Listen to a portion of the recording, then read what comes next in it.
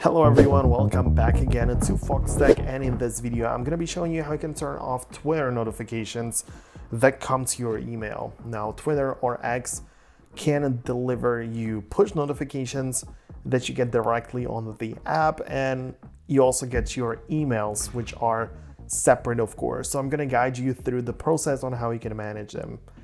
At first, you need to understand that these are the two separate ways, as I already mentioned. So in this video, we only focus on the notifications you get into your emails, right? So open the Twitter app on your phone and make sure you are signed in.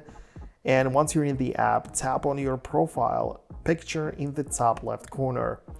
This will open up a menu and scroll down to the bottom. I don't think you will have to scroll, just at the bottom, tap on the settings and support, and from there select settings and privacy.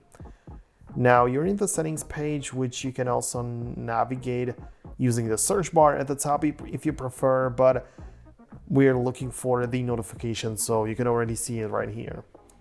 Within the notification settings, you'll see several options. So tap on preferences and you'll be presented with three options: push, SMS, and email notifications.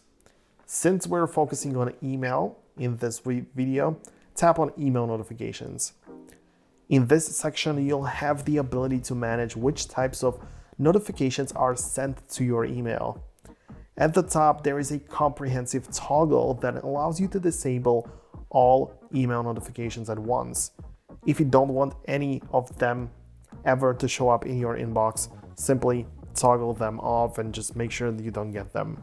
However, if you prefer to receive certain types of notifications, you can customize your preferences here. For instance, you might want to keep email notifications for direct messages, but turn them off for something else, so customize this as much as you desire.